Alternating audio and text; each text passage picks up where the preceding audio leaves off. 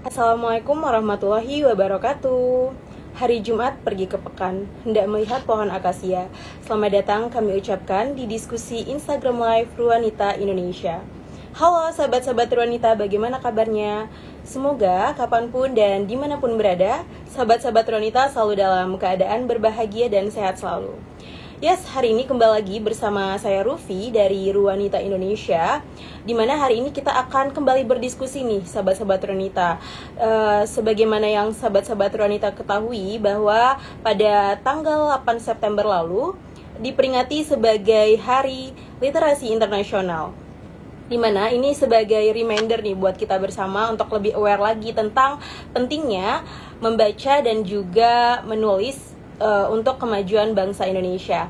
Nah, tahun ini kita akan mengangkat tema diskusi yang sangat menarik, yakni tentang peran perempuan dalam meningkatkan literasi global. Dan yes, karena tentunya perempuan ini mempunyai peran yang besar dalam membangun generasi yang cerdas dan juga berdaya.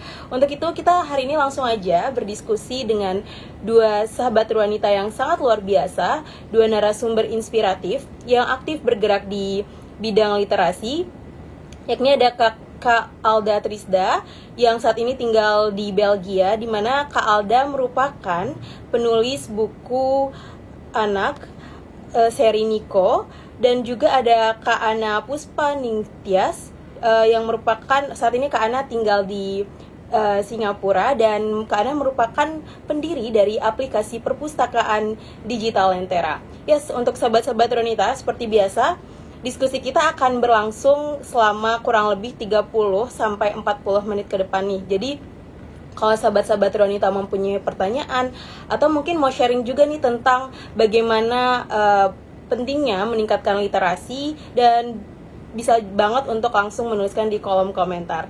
Dan oh ya, untuk diskusi kita pada hari ini spesial karena hari ini kita akan ada kuis ini untuk sahabat-sahabat wanita, kuis dari Canisius, di mana kita akan ada kuis dan tentunya akan berkesempatan buat sahabat-sahabat wanita mendapatkan hadiah menarik. Ya, langsung aja kita langsung undang dua narasumber kita pada hari ini, yakni ada Kak Alda. Kita akan langsung undang Kak Alda dan juga Kak Ana untuk langsung bergabung di dalam diskusi pada hari ini.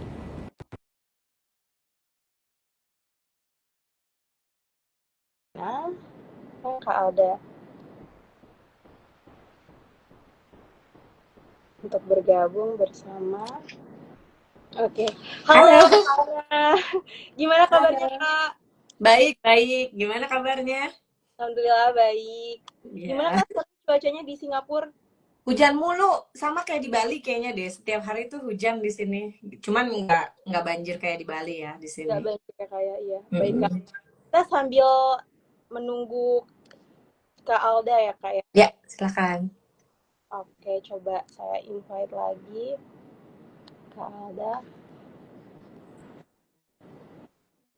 Oke, Kak Alda udah masuk Oh, belum ini ya. kameranya, betul Kak. Caranya di gimanain ya? Lupa. Di flip, Nih. Nah, oh, sip, mantap. Oke, apa kabar Kak Alda? baik, baik. Baik, alhamdulillah. Di sini masih pagi. Baru mandi. Gak apa-apa, yang penting tetap semangat ya Kak hari ini berdiskusi bareng kita. Oh ya, tapi ini kayaknya Kak Ana nge-freeze ya? Halo Kak Ana?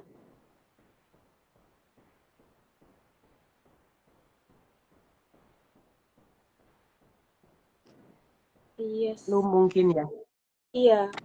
Kalau di tampilan saya saat ini Kak Ana nge-freeze dan loading gitu ya di bagian layarnya. Ya, sama sih di sini juga di tampilannya. Mungkin kita tunggu sebentar. Oke.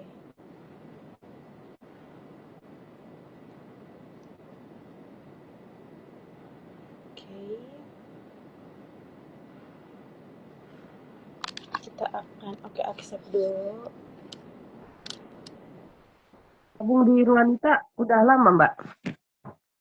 Di Ruanita dari 2023, Kak. Oh, lumayan, lumayan, Iya, lumayan. Udah lama ya kalau. iya, lumayan Banyak udah kegiatan ya. banyak banget. Alhamdulillah seneng Aktif banget. banget ya, aktif banget. Aku juga kita lihat, wih ada acara ini, wih ada lagi. Mm-mm. Kakak berarti Rupanya ikuti Ruanita, maksudnya kan mulai update dari akun Ruanita tuh sejak kapan Kak Alda tahu Ruanita? ya, waktu itu aku diundang untuk RRI. Tapi Hmm, sebelumnya ngundang juga gitu dia untuk apa ya? Oh dia ngundang untuk nulis artikel parenting, terus special need ya anak berkebutuhan khusus. mm-mm. Jadi kalau kalau seputar parenting sama berkebutuhan khusus, eh kayaknya saya sering diundang sama ini, Oh, sama Ruanita gitu.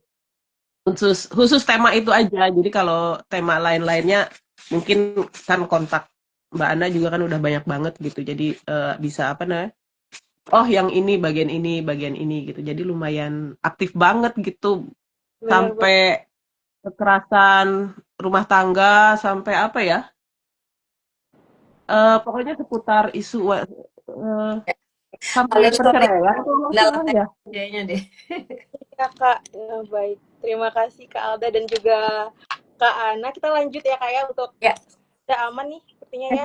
Oke, udah aman, kita lanjut untuk langsung aja nih berdiskusi bersama hari ini. Tema kita ini tentang Hari Literasi Internasional Kak. Dan dimana kita akan membahas tentang bagaimana nih peran perempuan dalam meningkatkan literasi global. Ya langsung aja. Mungkin pertama di segmen awal ini saya langsung ke Kak Alda dulu nih ya.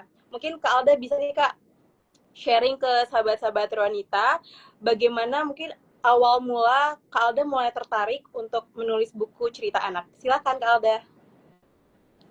Terima kasih. Sebetulnya saya udah lama ya ingin menulis buku anak tuh udah jauh sebelum saya menikah gitu. Jadi mungkin sekitar awal 20-an dan saya udah netap di sini tuh kayaknya wah kayaknya seru ya. Jadi karena apa ya? Karena buku-buku di sini kan menarik banget ya walaupun untuk anak-anak menarik untuk orang dewasa juga dan bagus banget ilustrasinya saat itu Indonesia masih belum banyak koleksi buku anak gitu.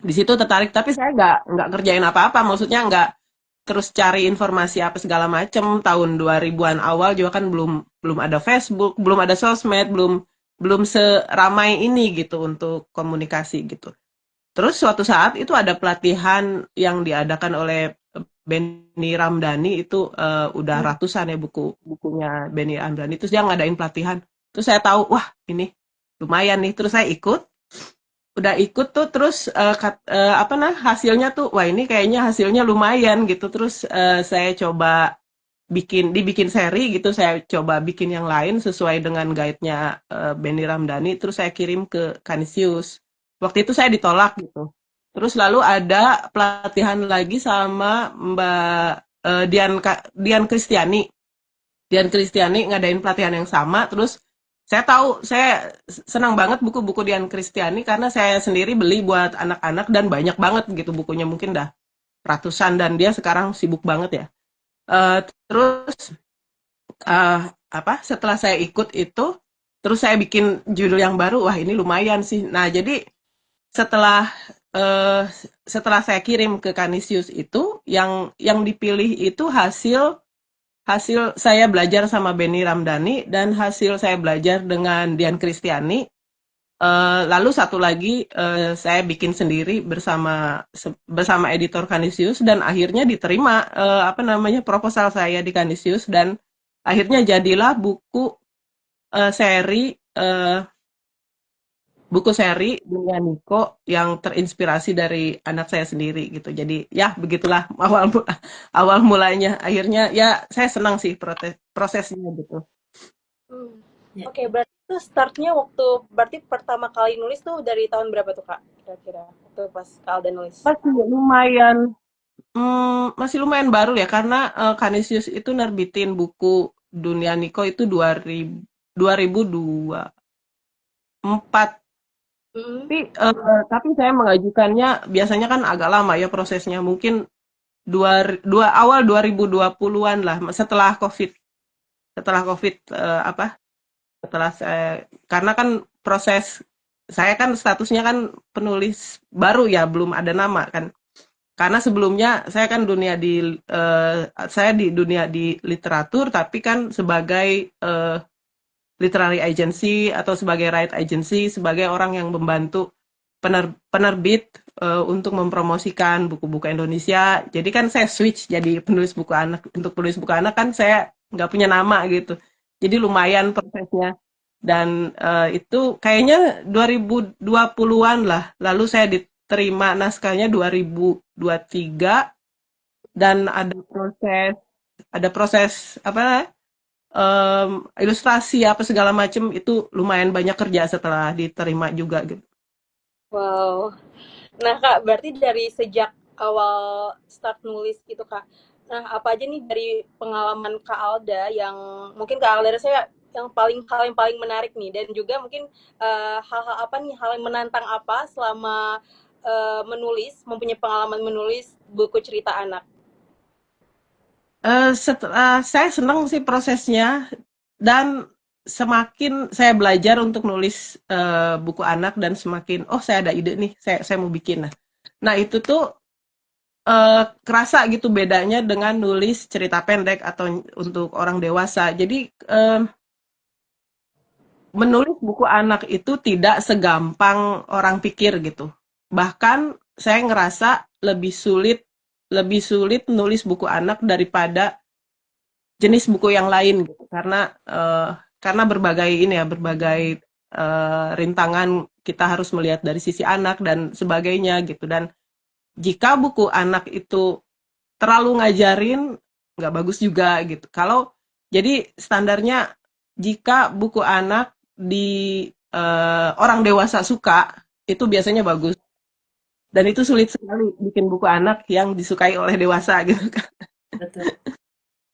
Dan khusus untuk tema kebutuhan khusus, buku-buku yang sekarang itu hanya awareness gitu. Jadi misalnya buku tentang autism itu biasanya buku anak autis biasanya kayak gini, terus yang biasa kayaknya gini, anak ADHD begini, ini itu memang untuk kita untuk kita mengetahui yang neurodiversity itu kayak gimana. Tetapi untuk di mata orang autism ya ini kok apa tuh kayaknya malah ngebeda-bedain kita gitu. Jadi malah malah jadi kayak ya gue beda terus gimana gitu kayaknya. Jadi belum ada buku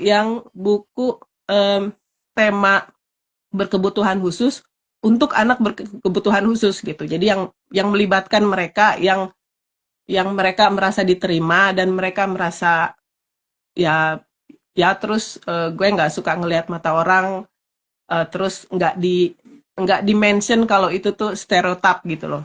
Oke. Kan kita nggak suka juga ya kalau dibeda-bedain gitu. Belum belum ada sih selama ini buku-buku seperti itu di Belum. di mana-mana. Dan itu kayaknya tantangan untuk kita semua gitu, untuk buat buku anak, bagaimana caranya buku anak itu tidak exclude mereka yang berbeda gitu.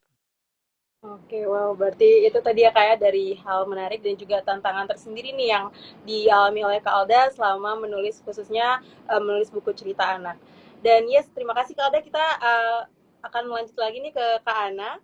Dan yes, Kak Ana, mungkin karena bisa nih sharing juga ke sahabat-sahabat Ronita nih, apa hal yang mendasari atau hal yang melatar belakang ini Kak Ana akhirnya mendirikan aplikasi Lentera, dan perannya seperti apa nih Kak dalam meningkatkan akses buku digital? Silakan Kak Ana. Oke. Waktu itu tuh ceritanya lagi masa pandemi ya, dan waktu pandemi itu saya kebetulan tinggal di Mexico City. Di Mexico City itu penduduk orang Indonesianya nggak terlalu banyak, hanya sekitar 300-an penduduk Indonesia di seluruh Meksiko dan Belize. Jadinya kalau di Mexico City-nya itu sendiri ya kan jadi dikit banget gitu kan ya. Dan pada saat awal-awal pandemi kan emang kayaknya hore gitu ya, kita bisa nonton terus, kita bisa banyak me time gitu. Dan pada akhirnya saya ngerasa kayak aduh bosen banget ya kita nonton Netflix terus atau nonton YouTube terus gitu, nonton film terus, saya pengen baca nih gitu. Tapi yang pengen saya baca itu tuh adalah novel atau fiksi gitu, dan saya suka membaca fiksi yang dari Indonesia gitu. Kenapa? Karena kayak lebih deket aja, dan saya seneng banget baca fiksi sejarah gitu, atau fiksi yang emang konyol sekalian gitu. Jadi atau ya entah serius banget atau yang konyol sekalian. Nah, cuman ya itu karena akses bukunya sulit gitu, karena ya kayak orangnya terbatas, yang tuker-tukeran buku juga udah dia-dia lagi gitu, dan kita udah baca semua gitu. Jadi kayak mulai nyari-nyari nih gitu, nyari di Kindle, nyari di Amazon, kok nggak ada ya buku Indonesia gitu. Dan dari situ saya kepikiran, duh kenapa sih nggak bikin kayak YouTube aja tapi kontennya tuh buku, jadi siapapun bisa menulis jadi content creator tapi bentuknya tuh tulisan gitu, jadi bukan sekedar bukan video aja, karena saya yakin pasti di luaran sana juga banyak tuh yang pingin gitu jadi content creator tapi nggak kepingin tampil gitu loh, mereka pinginnya ya udah nulis aja gitu. Dan dari situ saya kepikiran kayaknya harus dibikin nih gitu, karena saat itu juga saya juga baru melahirkan gitu ya, jadinya saya berhenti bekerja dan kepikiran kayak, karena mungkin saya udah terbiasa bekerja, jadi kayak kepikiran kayak mau kerjaan apa ya gitu yang bisa dibawa sambil saya berkeliling, karena saya itu memang nomaden gitu ya, jadi berpindah-pindah negara terus gitu. Nah, jadi saya kepikirkan, terus ya udah kita bikin aja aplikasi juga, bisnis modelnya seperti YouTube, tapi bentuknya tulisan, dan platformnya itu perpustakaan, supaya dia juga bisa menjadi OTT gitu. Jadi OTT itu over the top ya, kayak di industri kreatif film itu kan dia punya Netflix, Prime, terus Disney Channel dan lain sebagainya. Terus di industri musik dia ada Spotify dan lain sebagainya gitu ya. Dan itu kan sangat membantu banget para seniman-seniman itu untuk go internasional, karena tinggal dimasukin ke OTT, mereka promo, terus secara algoritma atau secara sistem itu mereka bisa kebawa ke seluruh penjuru dunia gitu di situ. Dan saya kepikiran ya udah sih ya, harusnya bisa dibikin seperti itu supaya sastra Indonesia pun bisa mendunia dengan relatif mudah gitu ya. Karena sekarang kan dunianya juga udah digital gitu, jadi kenapa nggak masuk ke digital juga gitu, instead kita nungguin setiap kali ada pameran, dan pameran itu kan biayanya juga mahal gitu ya, terus kita juga harus buka booth, terus kita harus ketemu orang satu-satu dan lain sebagainya gitu ya, kenapa nggak dipakein di sistem aja. Jadi itu sih awal mulanya. Oh, Wow. keduanya apa Mbak? Sorry. Eh, Pertanyaan selanjutnya ini tentang menurut Kak Ana, apa nih hal yang menarik yang ditawarkan lewat aplikasi Lentera ini bagi pembaca dan juga komunitas yang Kakak kelola saat ini? Oke, kalau yang unggulannya itu karena bisa diakses gratis gitu ya. Jadi saya tuh concern sama em, akses buku di Indonesia itu kan tidak merata, karena kalau yang di daerah-daerah itu mereka mungkin memang kesulitan ya, karena nggak ada toko buku, jarang sekali gitu. Terus juga perpustakaan daerahnya atau pojok-pojok bacanya itu juga mungkin koleksinya kurang lengkap dan jarang diupdate gitu. Dan saya paham kalau secara apa ya, logistik itu memang akan sangat mahal sekali, karena kan pengiriman buku ke pelosok-pelosok Indonesia itu kan juga sulit ya, tidak murah dan tidak mudah gitu loh, karena infrastruktur kita juga semakin ke pelosok itu semakin belum bagus gitu. Jadi memang sulit. Makanya saya ngakalin dengan sistem gitu, dengan gadget gitu. Memang ada kendala juga tentang gadgetnya itu sendiri. Makanya saya berharap pemerintah itu juga bisa memberikan fasilitas kayak tablet-tablet gitu ya di daerah-daerah. Dan kalau misalkan khawatir dengan tidak adanya jaringan internet, nah di Lentera itu bisa juga diakses offline. Jadi nanti tinggal dibawa ke kota dulu semua tablet-tabletnya gitu, misalnya itu di update gitu ya, setiap sebulan sekali aja deh itu semua dibawa ke kota, diupdate semuanya, dan itu dia bisa mendapatkan buku-buku yang up to date gitu ya, terus dibawa lagi ke desa, ke pelosok-pelosok, dan itu bisa dibaca secara offline gitu. Jadi mereka punya akses nih untuk baca gitu, jadi bisa ganti-gantian ya untuk di tabletnya itu gitu. Dan itu jadi kayak keunggulannya buat si pembacanya itu gratis, dan itu bisa diakses sampai ke pelosok-pelosok daerah sekalipun bila mana memiliki gadgetnya ya gitu. Dan yang kedua, bagi si content creatornya itu sendiri atau bagi penulisnya, nah dia tuh bisa banget untuk bisa mendapatkan royalti gitu. Jadi mereka melakukan self publishing yang gratis.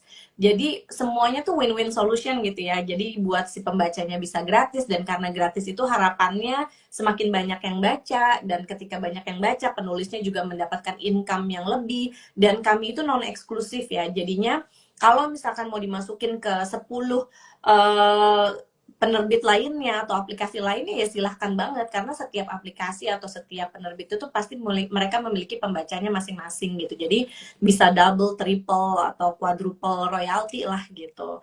Dan di kami juga, kami memiliki literary agency, jadi kami juga menawarkan naskah-naskah ini ke pihak-pihak lain, kayak misalnya ke PH atau ke penerbit cetak atau penerbit di luar negeri, untuk dialihwahanakan atau dialih bahasakan gitu. Jadinya banyak keuntungannya, dan kita juga ingin mengglobalkan si tulisan-tulisan dari penulis-penulis Indonesia ini gitu. Wow, keren banget. Berarti benar-benar ya kayak lewat aplikasi Lentera ini tuh memberi kemudahan tadi ya kayak untuk bagi Iya, pembaca betul. dan juga bagi para penulis Indonesia. Betul. Dan Oke, bahkan penerbitnya juga loh, Kanisius juga ada di Lentera gitu. Jadi luar biasa. iya, jadi tuh juga mereka kan juga bisa terbantu ya dengan untuk mempromosikan secara global ataupun nasional gitu. Setuju banget. Oke, terima kasih Kak Ana. Nanti kita akan kembali lagi nih Kak Ana, dan kita Ya, kembali lagi sekarang ke Kak Alda nih ya. Di segmen kedua ini kita akan ngobrolin nih Kak tentang literasi di era digital. Nah, tadi yang sudah sempat di-mention juga nih sama Kak Ana, literasi di era digital dan juga peran perempuan seperti apa. Oke. Menurut Kak Alda, bagaimana pendapat Kakak nih tentang peran perempuan dan dunia literasi dalam keluarga dan komunitasnya? Silakan Kak Alda. Sangat penting ya peran perempuan, kayak sama kayak ngejaga kehamilan gitu. Banyak yang tips don't dan tips do supaya bayinya sehat gitu. Tapi kita juga nggak bisa nuntut anak, ayo, ayo baca, tapi ibunya apa nggak baca atau gimana gitu. Jadi sebenarnya apa ya, di sini pentingnya setiap kota itu punya perpustakaan gitu, karena atau bisa berupa app juga sih. Karena kebutuhan literasi seorang anak itu berubah-berubah ya. Misalnya kalau bayi itu yang warnanya kontras, terus yang stimulasi mata atau apa memperkenalkan ABCD misalnya. Jadi setiap sama kayak misalnya ibu punya anak, terus kan bajunya kan nggak bisa ukuran itu aja, pasti setiap 6 bulan ganti. Itu kebutuhan buku anak juga sama, setiap 6 bulan bisa ganti. Tapi kan kalau selalu beli kan mahal. Jadi jika di suatu kota itu ada perpustakaan umum yang isinya buku anak-anak, itu sangat membantu untuk meningkatkan literasi anak-anak. Nah, anak-anak juga kan nggak bisa harus senang ya, nggak bisa tiba-tiba nggak pernah baca buku, nggak pernah apa segala macem, begitu misalnya TK yang seharusnya bermain, terus nggak apa-apa sih diperkenalkan ABC dengan cara bermain ya, terus memperkenalkan kata, memperkenalkan cara baca dengan cara bermain gitu. Begitu begitu SD sudah bisa baca, terus karena tidak ada kalau tidak ada jam terbang untuk membaca, terus tiba-tiba disuruh misalnya tugas bahasa Indonesia yang disuruh tiba-tiba kayak first novel yang mungkin jumlah katanya bisa 15.000 sekali baca gitu. Itu kan terlalu berat ya. Jadi sebenarnya membaca itu kalau saya lihat dari kehidupan di sini di Belgia, anak-anak itu diperkenalkan buku dari misalnya dari nol, dari satu buku itu jumlahnya hanya 50 kata, terus lalu meningkat 100 kata walaupun belum bisa baca ya. Nah, nanti misalnya kira-kira picture book itu antara 100 sampai 300 kata gitu.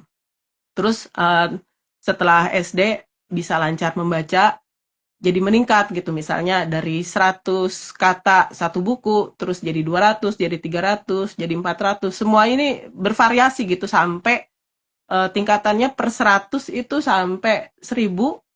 Setelah 1000 kata itu naiknya jadi 1.500, setelah 1.500 3.000, dan itu buku-buku yang semacam itu tuh tidak ada di Indonesia gitu. Kalau di sini banyak, makanya kalau misalnya untuk meningkatkan literasi literasi di apa anak-anak gitu, tapi kita nggak punya bukunya susah juga ya.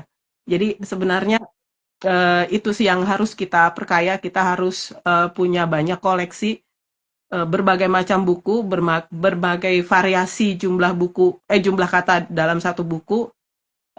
Jadi anak-anak bisa memilih juga yang mana yang mereka suka. Misalnya lebih suka tema eh, mobil atau lebih suka tema pesawat atau lebih suka tema yang lain-lainnya yang misalnya bermain atau petualangan itu memang kita masih harus memperkaya diri secara global ya, maksudnya di sisi bisnis, di sisi industri publishing. Mudah-mudahan kedepannya kita lebih banyak buku anak dengan variasi yang seperti itu.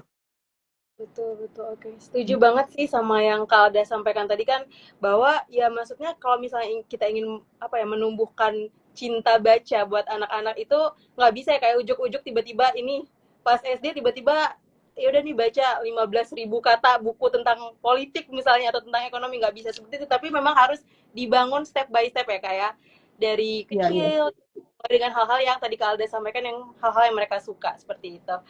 Oke, terima kasih Kak Alda.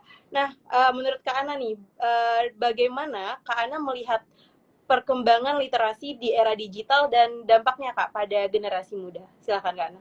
Oke, kalau menurut aku tuh anak muda sekarang kan memang hidupnya di handphone ya. Jadi mereka tuh semuanya apapun ada di handphone gitu, kayak sosial medianya, terus mereka juga ngetik segala macam perasaannya, remindernya dari kayak Google Kalendernya gitu kan, semua tuh ada di handphone. Directory, bahkan dompet gitu, semua bayar pun apapun segala macam ada di handphone gitu. Tapi lucunya untuk buku mereka tuh masih tetap prefer ke buku cetak gitu. Dan itu sejujurnya saya nggak apa-apa banget gitu ya. Tapi maksudnya walaupun saya pengelola buku digital gitu kan. Tapi yang apa ya, yang saya bilang bukan menarik sih, tapi ada gap gitu ya. Ada gap di sini bahwa dengan komunitas lah saya bilangnya mungkin, atau masyarakat yang dia menggunakan, atau anak muda yang menggunakan buku cetak dan buku digital, itu memang ada gap. Gapnya itu ada di masalah latar belakang ekonomi juga. Biasanya yang buku digital itu, tapi buku digital yang apa ya, platform untuk membaca gitu ya, membaca dan menulis, itu mereka memang agak kurang gitu ya ekonominya gitu. Jadi mereka tidak mampu untuk terus menerus membeli buku yang cetak gitu. Walaupun mereka sebenarnya suka juga untuk membaca buku cetak gitu ya. Dan kalau kita lihat dari kompetitor gitu ya, misalnya yang paling apa ya, judul yang platform yang paling utama di platform digital atau buku digital itu kan adalah Wattpad gitu. Nah, Wattpad itu tuh ada 90 juta pengguna di dunia, di seluruh dunia. Dan Indonesia tahun 2024 kemarin itu merupakan nomor 7 tertinggi pengguna Wattpad teraktif. Nah, jadinya kalau saya kalkulasi kasar gitu ya, dari 90 juta, kalau nomor 7, masa sih nggak dapat 10 juta gitu kan? Artinya ada 10 juta anak Indonesia yang menggunakan Wattpad gitu. Walaupun mereka misalkan menggunakannya itu untuk menulis gitu ya, dan menulisnya mungkin juga tidak terkurasi gitu di situ. Jadi kayak nulis chat gitu ya jatuhnya, dan akhirnya mereka banyak dibully di mana, di media sosial gitu, kayak sebagai nih penulis Wattpad nih gitu, yang ceritanya nggak masuk akal apa segala macam gitu. Tapi menurut saya pribadi, mereka itu udah jauh lebih baik dibandingkan dengan anak-anak lainnya yang tidak pernah menyentuh sama sekali si Wattpad itu. Jadi setidaknya mereka sudah ada usaha untuk mau menulis, untuk mau melakukan sesuatu gitu. Ya Boy jangan dibully gitu, tapi justru kayak lebih didukung atau disemangati. Nah itu juga salah satunya kenapa di Lentera itu saya menggunakan tim editor. Jadi semua tulisan yang masuk itu bisa dikurasi dan kita kasih tahu ke mereka. Jadi nggak ada tulisan yang ditolak sebenarnya ya. Walaupun tidak semuanya bisa langsung ditayangkan juga. Jadi biasanya kita akan memberikan feedback kayak, oh ini kamu tulisannya kurang gini gini gini, boleh nggak diganti jadi gini gini, di rewriting segala macam gitu. Dan beberapa dari mereka akan balik lagi dengan tulisan yang sudah diperbarui. Nah, itu kan jadinya kayak mendidik mereka juga kan untuk bisa menulis dengan baik gitu, instead of kita bullying mereka gitu di situ. Dan em, ada satu penemuan juga selama saya menjalankan Lentera ini, kalau di era saya, penulis itu adalah pembaca yang rakus. Dulu kan kayak gitu ya, jadi kita banyak baca nih, setelah banyak baca kita jadi kayak, aduh pengen nulis nih karena banyak referensi gitu. Anak sekarang tuh ternyata enggak, mereka lebih suka menulis dibandingkan membaca. Jadi memang referensi mereka sangat dikit gitu, tapi mereka semangat untuk menjadi penulisnya tuh tinggi gitu, dan akhirnya treatmentnya itu akan saya balik gitu kalau untuk di Lentera ya. Jadi memang mereka harus pinginnya menjadi penulis karena mungkin mereka besar dengan sosial media yang membuat mereka bisa dengan mudah membagi status dalam artian kayak apa sih update kamu hari ini gitu kan, kayak oh saya ngerasa gini saya gini, atau mereka bikin cerita pendek sedikit kecil gitu ya dari statusnya mereka itu, jadi mereka udah biasa sharing, jadi kayak pingin apa ya, pingin mengeluarkan gitu ya, pengen menghasilkan melalui tulisan gitu. Dan ini yang menurut saya harus diolah dan sesuai dengan perkembangan zaman gitu. Ketika kita membuat apa namanya, mereka ingin menulis, oke, mereka bisa menulis, tapi kita arahkan gitu. Kita kasih kayak referensi-referensi karena mungkin mereka tidak punya referensi ya. Oh, kalau tema tulisan kamu seperti ini, coba deh kamu baca buku A B C D E gitu. Nah, itu mungkin kamu jadi punya perspektif tambahan, kamu punya ide tambahan dari tulisan-tulisan ini gitu, dari referensi ini, dan kamu bisa mengambil angle yang berbeda, atau cara penulisannya misalnya masih lemah gitu, kamu bisa baca buku yang ini, itu gaya penuturannya tuh mungkin kamu cocok seperti ini, jadi nggak yang harus baku, tapi ketika kita main casual pun juga tidak yang apa ya, kayak bahasa chat lah gitu, ibaratnya disingkat-singkat semuanya, itu beda banget gitu soalnya, seperti itu gitu. Jadi memang mereka itu sangat tertarik gitu, dan mereka juga punya kendala, mereka nggak punya laptop, jadi mereka nulisnya itu harus langsung di aplikasi gitu di situ. Dan itu juga kami sedang mengakali bagaimana supaya mereka bisa menulis di aplikasi walaupun nanti tetap akan ada sistem kurasi gitu. Jadi kalau saya sih sangat optimis bahwa anak-anak Indonesia tuh semakin lama ketika kita terus menggiatkan bahwa membaca itu oke, membaca itu penting dan menyenangkan gitu. Dan itu juga mereka akan meningkat ya tingkat keterbacaannya. Dan ada satu hal yang tadi menanggapi dari Mbak Alda juga sama gitu. Kami pun sering untuk berkeliling ke sekolah-sekolah gitu, dan yang kami ajari itu adalah gurunya. Jadi gurunya itu kita ajarin untuk yuk kita mendiskusikan buku atau kita ngobrolin buku gitu. Jadi ngobrolin bukunya bukan sekedar kayak ini ada buku ini dibaca ya, ada buku ini baca ya gitu, enggak. Tapi justru kita kayak pingin membawa si buku ini tuh diobrolin sama kayak kita ngobrolin gosip-gosip artis, ngobrolin film gitu kan, kayak udah nonton ini belum? Ini lucu loh, seru loh, kayak gini-gini. Dan di buku pun juga kita pengen bikin kayak gitu. Kamu udah baca buku ini belum? Ini nih seru banget loh. Ini lagi gini-gini. Oh, gue sampai bab 5 nih gitu. Di bab 5 dia kira-kira bakalan ketahuan nggak ya dia kalau dia melakukan ini atau apa gitu. Jadi kayak bener-bener dibuat seru, dan si gurunya pun juga membuat itu menjadi sebagai obrolan biasa gitu. Karena kan kalau kita di luar negeri, Mbak Alda juga pasti tahu ya gitu kan, kita tuh di sini banyak ngobrolin buku juga kan di luar gitu. Kayak misalnya, oh kamu baca ini nggak? Iya tuh seru ya, gila nggak nyangka ya ternyata gini gitu. Nah itu tuh suatu hal yang wajar. Nah di Indonesia itu belum menjadi suatu kewajaran, tapi mulai menjadi suatu kewajaran. Makanya kan bukunya Mbak Lela Kudori pun sampai dicetak ke 100 kalinya, itu kan luar biasa banget gitu ya. Karena memang arah anginnya tuh memang lagi kesini banget gitu untuk ngomongin politik ya gitu. Jadinya mereka juga jadi tertarik untuk tahu apa sih yang terjadi di 98 kemarin, karena pembaca yang sekarang yang Gen Z itu tuh waktu saat itu tidak mengalami hal seperti itu gitu. Tapi curiosity mereka tuh harus di-maintain banget sih menurut aku gitu. Oke, luar biasa. Terima kasih Kak Ana. Dan yes, sebelum kita masuk nih ke segmen terakhir, aku akan membacakan kuis ya Kak ya, soal Ya. kuis dari Kanisius. Yang pertama nanti teman-teman yang berkesempatan untuk bisa menjawab ya tentunya teman-teman sahabat-sahabat Ruanita akan mendapatkan hadiah menarik dari Kanisius. Oke, nanti teman-teman bisa langsung aja menuliskan jawabannya di kolom komentar. Oke, pertanyaan pertama yakni siapa 4 nama karakter yang ada di buku Dunia Niko? Pasti Nicole tuh satunya. Yes, benar Iya, banget betul. karena ada Betul, tinggal nyari tiganya. tinggal tiga Ya, lagi. gitu. Ya, tinggal tiga lagi. Dan pertanyaan kedua, sebutkan salah satu judul buku Dunia Niko. Dan juga pertanyaan terakhir yang ketiga, siapa nama penulis buku Dunia Niko? Gampang itu, tinggal di Gampang banget bisa Gampang. langsung aja tulis di kolom komentar ya jawabannya. Oke, lanjut ya, kita lanjut lagi nih Kak, Kak Alda. Dan sebagai penutup nih Kak untuk diskusi pada hari ini, apa nih Kak tips yang bisa Kakak bagikan untuk sahabat wanita dalam meningkatkan kemampuan literasi di tengah gempuran dunia digital? Silakan Kak Alda. Terima kasih. Ya, yang pertama itu harus atas dasar kesenangan. Udah saya sebutkan sebelumnya gitu. Jadi tanpa atas dasar kesenangan itu ya anak-anak nggak akan bisa tertarik, istilahnya em,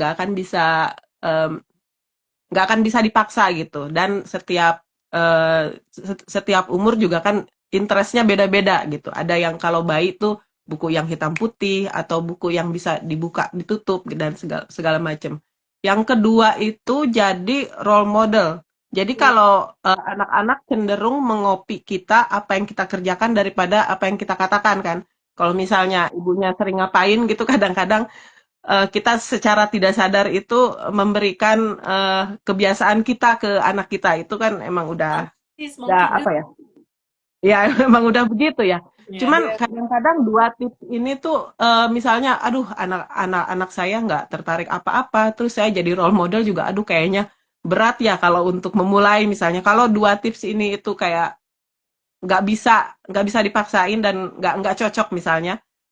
Tips lain bisa juga menjadikan membaca bareng itu rutinitas. Misalnya belum tidur, biasanya di sini kan sebelum tidur, kalau enggak setelah mengerjakan PR atau sebelum mengerjakan PR atau setelah sholat atau kegiatan yang bisa dikerjakan barengan seperti halnya makan bareng gitu. Misalnya makan siang atau makan malam biasanya bareng. Jadi bisa juga salah satu apa namanya? Di salah satu rutinitas. Dan nggak usah lama-lama juga ya, 10-15 menit cukup ya satu buku. Dan kadang-kadang kalau udah kebiasaan itu anaknya minta sendiri gitu. Nah, yang kedua itu biarkan anak milih bacaannya gitu. Jadi kalau misalnya kita yang pilih kadang-kadang anaknya kan nggak suka nggak mau gitu. Tapi kalau anaknya yang milih itu dia lebih semangat, lebih konsentrasi dan lebih mau mendengarkan gitu dan jadi ada bonding juga ya antara orang tua dan anak. Apa namanya? Dua hal ini tuh udah lumayan ngebantu gitu. Tapi misalnya si anak itu udah agak besar dan udah mulai bisa baca dan nulis. Nah, tips yang sangat berguna sampai sekarang sampai sampai efeknya sampai besar itu setelah anak sudah biasa dan sudah misalnya membaca 1, 2, 3 buku, kasih tugas si anak untuk merangkum gitu. Entah itu merangkum hanya ngomong atau ditulis, misalnya dalam satu buku ini disuruh diceritakan kembali, entah itu satu kalimat atau jadi panjang terserah, pokoknya pakai kata-kata dia sendiri. Itu lumayan skill yang berguna karena kalau kita belajar mulai dari kelas 1 SD kita belajar itu tuh skill merangkum itu sangat berguna sampai kita kuliah. Malah kalau kuliah kan bukunya tebel-tebel dan kita harus tahu intisarinya apa sih gitu kan. Nah itu lumayan skill yang ternyata kita selalu ngasah gitu di sekolah. Ini saya rekap lagi ya supaya ini. Tips yang terakhir yang jika misalnya atas dasar kesenangan dan jadi role model itu sulit, jadi ada 3 tips berikutnya yang bisa menjadikan kita role model dan bisa menjadikan anak kita senang membaca gitu.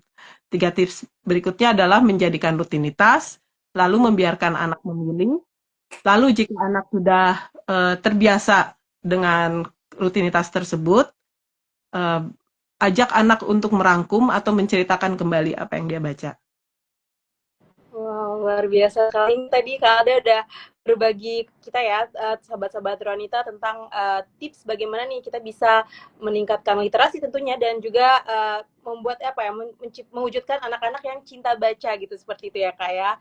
Dan tapi aku tertarik sih sama yang tadi Kak Alda sampaikan juga. Tapi menurut Kak Alda nih, apakah orang tua tuh bisa nggak sih Kak kira-kira apakah bijak jika misalnya orang tua tuh ingin mengarahkan nih anaknya mungkin ada kan nggak mungkin orang tua yang punya cita-cita anaknya ingin jadi dokter terus tuh diarahkan untuk ini dikasih bacaan-bacaan tentang medis seperti itu apakah Biologi menurut gitu. ya biologi misalnya. Itu bisa. Cuman kita harus melihat interest anak juga. Jadi kadang-kadang misalnya eh, tentang biologi atau tentang binatang atau tentang apa segala macam, kita berharap supaya anak itu bisa. Itu beneran bisa. Cuman kadang-kadang kalau reaksi anak agak agak beda gitu, misalnya reaksi anak, oh ternyata saya lebih suka sama bagian hewan, terus akhirnya jadi dokter hewan, bisa juga gitu. Terus akhirnya, oh saya lebih suka apa, terus akhirnya malah jadi ekologis atau malah jadi apa yang masih ada berubah. Itu sangat bisa banget. Malah kalau kalau malah kalau dari kecil itu kayak kayak apa ya? Kayak terprint gitu di otaknya dia karena selalu itu yang ada di lingkungannya, sama seperti seperti misalnya seorang dokter. Biasanya kan keluarga dari dokter, kayak seorang lawyer, keluarganya dari lawyer, karena sehari-hari itu yang dia lihat gitu. Jadi akhirnya seluruh keluarga dokter atau seluruh keluarga lawyer gitu. Itu emang biasa terjadi sih. Jadi bisa banget gitu Mbak. Mungkin ada rencana gitu kayak anaknya jadi dokter. Terima kasih Kak Alda, wah, luar biasa banget ya. Dan nah untuk dari Kak Ana nih di Hari Literasi Internasional ini, apa nih pesan yang Kak Ana ingin sampaikan ke sahabat-sahabat wanita dan juga untuk pemerintah Indonesia tentunya dalam meningkatkan program literasi masyarakat dan mendukung startup seperti Lentera yang Kakak sudah dirikan saat ini. Silakan Kak Ana. Oke, jadi ini ada dua hal ya. Yang pertama untuk literasi dan yang satu lagi itu startup gitu. Jadi ini terpisah karena startup itu bisa apapun yang tidak berhubungan dengan literasi gitu. Nah kalau untuk yang literasi, memang sih harus ada peran yang secara menyeluruh gitu ya dari pemerintah gitu untuk meningkatkan minat baca gitu untuk masyarakat Indonesianya. Kalau yang saya ambil contoh dari Korea Selatan, jadi saya nggak usah ngambil yang dari Eropa lah ya gitu karena mungkin memang jauh gapnya gitu, tapi kan kalau Korea Selatan itu kurang lebih kita tuh berangkat sama loh gitu loh, jadi kita masih sama-sama yang merdekanya nggak jauh-jauh gitu, terus juga berkembangnya juga nggak jauh-jauh gitu, dan tapi mereka tuh saat ini sudah sangat-sangat melek banget dengan buku gitu. Kenapa? Salah satu yang dilakukan oleh pemerintah Korsel itu mereka mendekatkan buku. Jadi kalau waktu itu saya kebetulan pernah main ke Korea Selatan, ke Seoul gitu, dan di situ tuh buku di mana-mana gitu. Jadi kayak ada public space, itu mereka kasih tuh rak-rak buku segala macam dibikin kayak piknik-piknikan, dan itu di tempat wisata dan itu gratis gitu. Jadinya dan anak-anaknya itu atau orang tuanya boleh bawa minuman, boleh bawa makanan, itu boleh makan di situ gitu. Jadinya mereka ketika mau liburan atau mau weekend gitu ya, mau spend time sama keluarga, nggak perlu mahal-mahal dan nggak perlu repot gitu. Dan akhirnya ya udah tinggal datang ke tempat-tempat yang wisata itu, mereka bisa bawa bekal sendiri, mereka bisa baca buku gratis, dan itu sangat menyenangkan gitu ya buat mereka, dan mereka akhirnya akrab dengan buku, dan ketika anak-anaknya itu tenang membaca-baca buku, orang tuanya pun bisa memilih buku untuk mereka sendiri untuk baca di situ gitu. Itu salah satu hal yang mungkin mudah atau simple gitu ya dilakukan oleh pemerintah. Tapi mungkin untuk memulai sampai ke situ dulu, menurut saya pribadi, kita suka nggak suka mau nggak mau tuh harus memaksakan anak-anak sekolah untuk membaca dulu gitu. Karena ya gimana ya, sekarang kan semua juga harus dipaksa dulu ya, kayak kalau dibebasin anak mungkin nggak mau sekolah kali kan. Cuman akhirnya wajib belajar 9 tahun, 12 tahun gitu kan. Karena ya akhirnya diwajibkan gitu. Jadi alangkah baiknya dulu tuh kita udah ada tuh sebelumnya di kurikulum Merdeka, yang sastra masuk ke kurikulum gitu. Nah, itu kan sekarang diberhentikan. Menurut saya sayang sekali ketika diberhentikan. Harusnya tetap diadakan tapi mungkin dengan revisi gitu. Jadi ada perbaikan-perbaikan. Mungkin yang dibacakan itu nggak perlu ada sastra kanon, nggak perlu ada referensi buku gitu. Jadi itu bisa diserahkan kepada sekolah atau gurunya masing-masing gitu. Karena menurut saya kemampuan membaca setiap anak di setiap sekolah atau setiap daerah itu berbeda-beda. Ada yang mereka sudah mampu membaca sastra, ada yang mereka masih membacanya itu cerpen dulu gitu. Itu nggak apa-apa banget karena at some point they need to start somewhere gitu kan. Dan itu menurut saya, dan ini kami sudah melakukan di SMA N9 Tangerang, kita membuat suatu program selama 1 tahun bersama gurunya. Di situ kebetulan guru bahasa Inggris, tapi dia sangat peduli sekali dengan literasi, membicarakan buku gitu. Jadi mereka mencari referensi buku dari Lentera, dan mereka meminta anak-anak itu membaca, dan semua bukunya itu relate dengan mereka. Jadi kayak anak SMA tuh apa sih perkaranya? Jatuh cinta, masalah keluarga kayak orang tuanya bercerai atau berantem, terus kemudian mereka apa bullying gitu kan. Nah, itu mereka pilih bacaan yang seperti itu, dan ketika si anak-anak itu membaca, mereka tidak merasa ini sebagai tugas, tapi mereka merasa ini adalah uh, suatu hiburan gitu, dan kemudian didiskusikan di sekolah gitu, di kelas. Hanya 1 jam pelajaran aja untuk mendiskusikan itu gitu. Jadi nanti gurunya itu menanyakan dengan pertanyaan-pertanyaan pemantik. Misalnya, menurut kamu kenapa sih si A itu kok dia akhirnya menjadi pembuli? Mungkin di buku itu tidak dijelaskan kenapa dia menjadi pembuli, tapi si siswa yang membaca itu mereka bisa menganalisa kayak, oh iya mungkin karena dia orang tuanya bercerai, dia tidak mendapat perhatian, dia gini, dia gitu gitu. Dan itu mereka bisa berani mengungkapkan itu ke kelas gitu.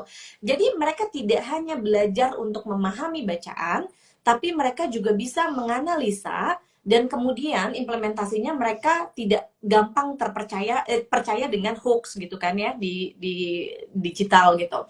Terus mereka mampu merasakan empati dan simpati bahwa oh kalau dia begini karena dia begini. Jadi ketika itu terjadi pada dunia nyata, mereka akan ngerasa kayak oh ya udah deh, gue paham nih kenapa gue dibully. Ternyata pembuli gue tuh karakternya seperti itu. Ternyata dia kasihan ya gitu loh. Jadi mungkin gue harus bisa bersabar atau mendekati dia gitu. Mungkin dia butuh teman gitu.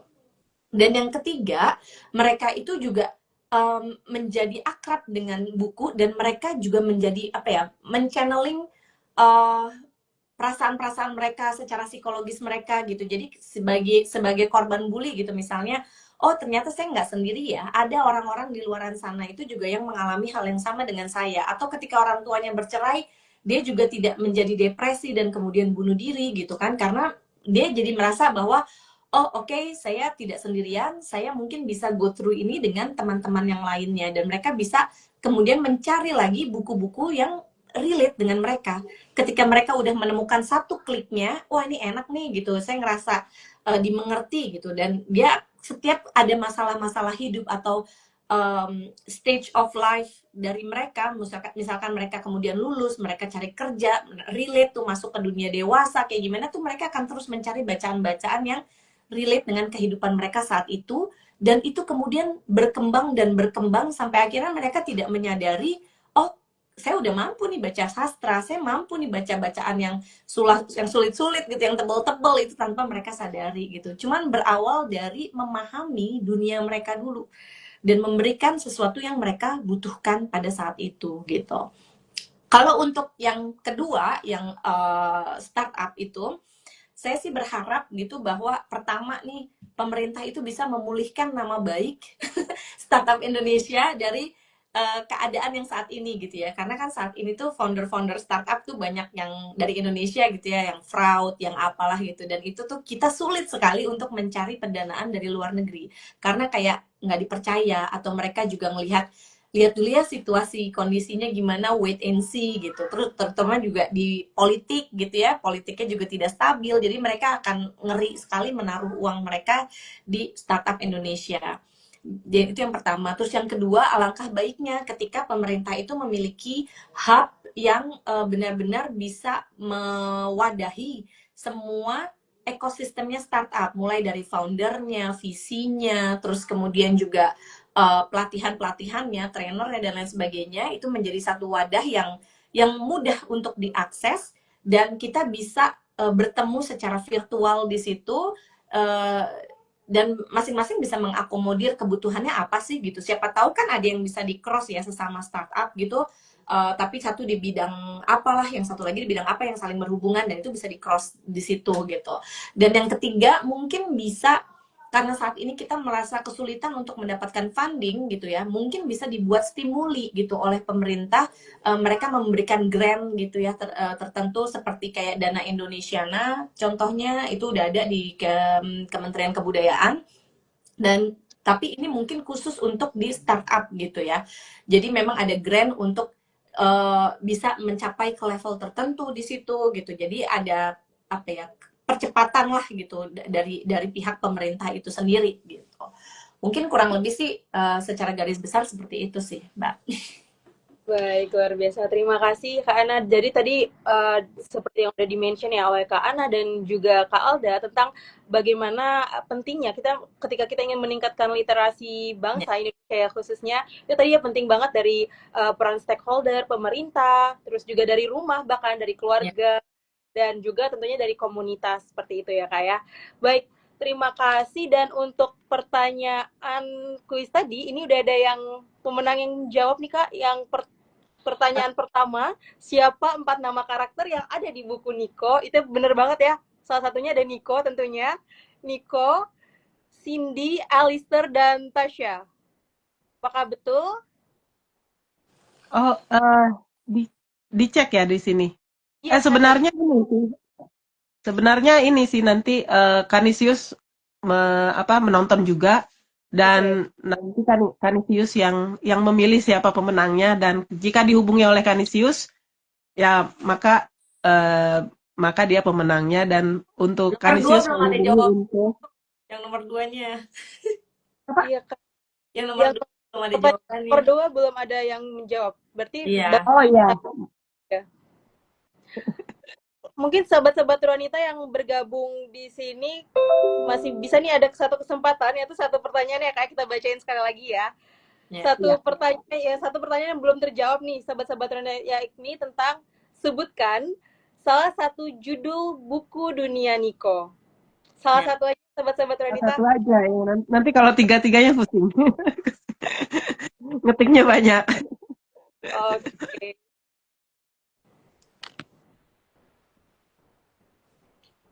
Tinggal satu pertanyaan yang belum terjawab. Untuk pertanyaan ketiga sudah dijawab. Berarti nanti dari Kanisius ya Kak yang langsung untuk pemenang kuis hari ini.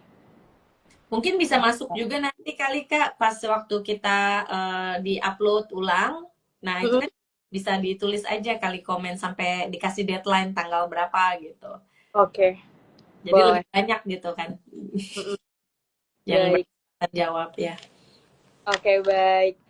Terima kasih. Tuh, ada tuh pengalaman seru murid baru. Pengalaman seru baru. Oke, berarti udah ada pemenangnya ya dari 3 kuis pada hari ini.